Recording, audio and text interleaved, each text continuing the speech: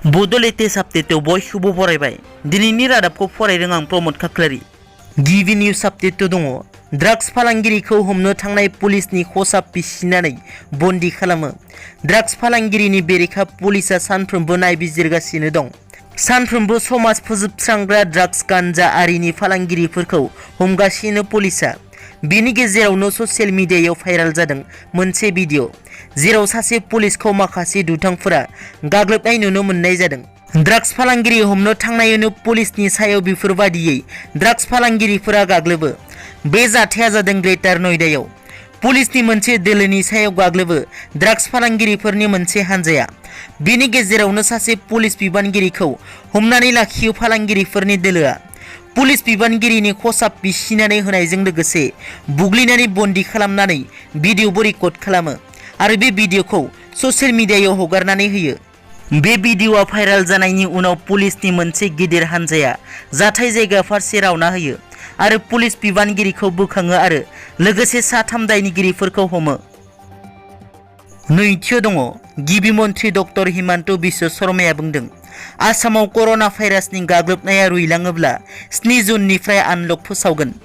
आसामाव कर'ना भाइरासनि गाग्लोबनाया बे साननैसो एसे रुइदों आरो फैबाय थानाय समफोराव कर'ना भाइरासनि गाग्लोबनाया रुइलाङोब्ला लकडाउनखौ एसे बोखांनो बिथांखि लादों सरकारा।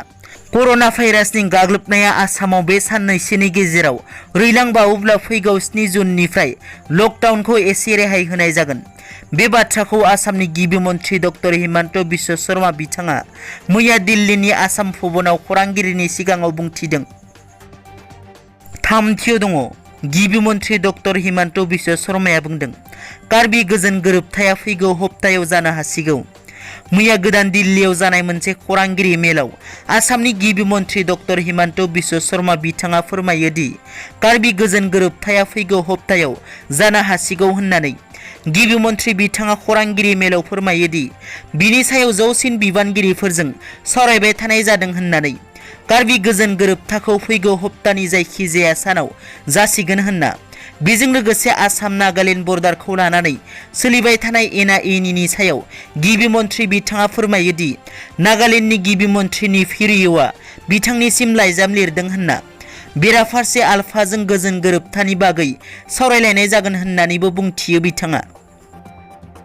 ब्रैथियाव दङ। एमएलए जयन्त बसुमतारीया बुंदों, गोजाम सरकारनि समाव 25 जौखोन्दोल' मावफुंदों, दा आं 55 जौखोन्दो जौगालु मावफुंगोन। मैया बृहस्पतिबारखालि एमएलए जयन्त बसुमतारीया 31 नं सिडली बिधानसभा बियाबनि सिङाव थानाय बामुनगाव भिसिडिसिनि बेंखनाव थानाय पुब दत्तपुर आरो जावलियापारा गामिनि सिराम बान्दोखौ नायफैनानै बान्दो कमिटिनि दैदेनगिरि आरो सरासनस्रा रायजो राजाफोरजों जेंनाखौ लानानै गुवारै सावरायज्लायो आरो ओनसोलनि आबाद फोथाराव दै मोनफुंनांगौनि थाखाय सिराम बान्दोखौ लुफुंना होगोन होननानै रोखा बुंथियो। थांनाय 17 बोसोरावबो मोनसेबो मावफुंजायै बे ओनसोलनि लामा, मोब्लिबनि राहा, IAY न'नि जेंना, गासै जेंनाफोरखौ मोनसेनि उनाव मोनसे मावफुंनानै होगोन होननानै बुंबावो।